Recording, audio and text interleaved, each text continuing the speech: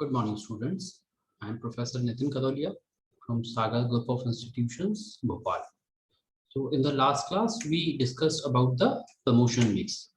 So in this class, we will be continuing with the same topic.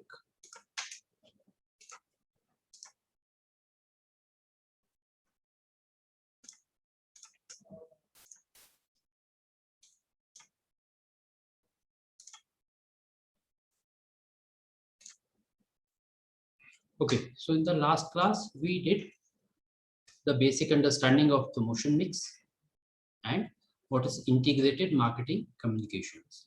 In today's class, we are going to understand the communication process, and secondly, we will be discussing the steps in developing effective marketing communication. So first of all, we will see the entire communication process. So I discussed in the previous class also that the companies, organizations have so many products and services for the customers, for the end users to offer, and they have so many benefits. So in order to convey or communicate about these benefits, these companies, what they do, they use the different promotion mix, right? So in the same context, we will be covering the communication process in today's lecture. So here we see that we have a sender. This can be the company, the organization, and the message about their product or services they want to send or convey to the end users. The encoding of the message is done. The message, it moves through the media. The media can be electronic media, the media can be print media, it can be the outdoor media, okay? And this message is then decoded by the receiver. Who is the receiver? The consumer, the customer who wants to buy those products or avail those services, right? Then these receivers, they go through the content, whatever the message the company wants to convey to them regarding the offerings, regarding the benefits of the product or the services, and in turn they give a response, and this feedback reaches back to the sender. Here we see that in this entire process there is a lot of noise also. I mean, you must have earlier read also that there's a distortion, there's a noise in between, okay? So this is the entire communication process, right? Now we will see the steps in developing effective marketing communication.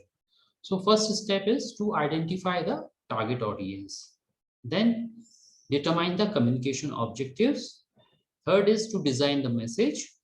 Then comes the choice of the media. Then finally the selection of the source, media, message source, okay? So the first step is identifying the target market. So every company, you must have read in your first semester that market segmentation is done, and basis that the target market is identified, okay? So now for the target market, what is to be said, how will it be said, when will it be said, where it will be said, and who will say it, okay? So this is the first step in assigning the message or the promotion communication that is to be given to the audience, okay? Then there's a need to determine the communication objectives. So what the marketers do, marketers seek a purchase response that results from a consumer decision making process that includes the stages of buyer readiness. So there can be several stages of buyer readiness. A buyer can be buyer of any product. Say you take a normal mixer grinder, for example, okay? So the readiness of the buyer can be at any stage. Maybe it can be at the awareness level, it can be at the knowledge level, it can be at the liking, the preference, the conviction, and finally comes the purchase stage, okay? So then companies accordingly have to design a message. Most of the companies generally work on the AIDA model. What is the AIDA model? It is the message should get attention. The message has to be interesting. It should arouse a desire in the mind of the customer, and then finally the action by the customer. Okay. Then comes the important thing, that is choosing the media. So we have discussed in the earlier class also, the broadcast media or the print media or the outdoor media, whatever the media has to be taken, has to be chosen in this stage. This personal communication involves two or more people communicating directly with each other. This can be face to face, this can be over phone, this can be on mail, this can be on electronic mail, email, or it can be an internet chat. And personal communication is effective because it allows personal addressing and feedback.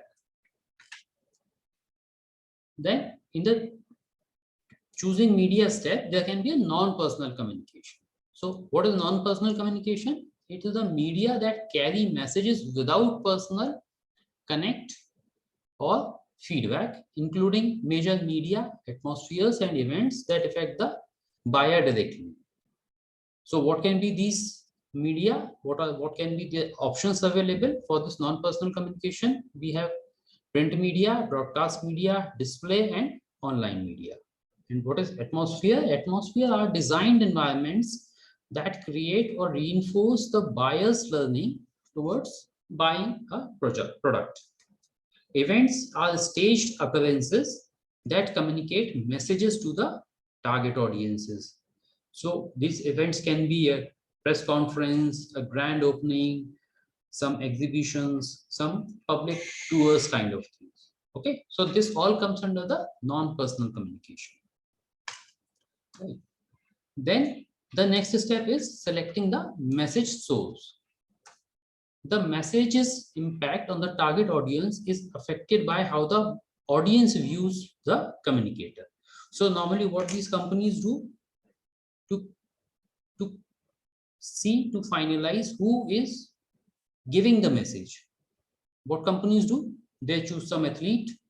You must have seen some, for some sports drink or some energy drink, they choose some cricketer or some badminton player or some lawn tennis players, right? They choose some entertainers, some comic artists or some actors, right? And for professionals, they use healthcare providers. Okay, so this is how the message is communicated to the target audience. Then comes the total promotion budget. This is the most important thing in choosing the media, because the electronic media, this broadcast media, television, this radio, these are comparatively an expensive mode of communicating to the mass. Okay, so budget should be affordable. Affordable budget method sets the budget at an affordable level. So this ignores the effects of promotion on sale. There are three suggested method of this choosing the promotion budget. One is percentage of sales method, one is competitive parity method, and the third one is objective and task method. So we will quickly see what these methods are. Percentage of sales method sets the budget at a certain percentage of current or forecasted sales or unit sales price. In this process, what they do, they take this budget as a percentage of the turnover or sales or revenue. Okay, it is easy to use and helps management think about the relationship between promotion, selling price, and profit per unit. And this wrongly views sales as the cause rather than result of promotion. Second is the competitive parity method. This sets the budget to match competitor outlays. You must have seen a cutthroat competition between Coca-Cola and Pepsi. They both these organizations are big conglomerates, and at the time of advertisement or promotion, they go all out and to convey their message to the customers. Okay, these represents the industry standards, and this should actually ideally avoid the promotion wars. Then the third is objective and task method. In this method sets the budget on what the firm wants to accomplish with promotion and includes defining promotion objectives, determining the task to achieve the objectives and estimating the cost. Okay, so this is for today's class. We have discussed the steps in the message for promotion and about the promotion budget. Okay, so after this we'll be communicating in the, we'll be discussing in the next class.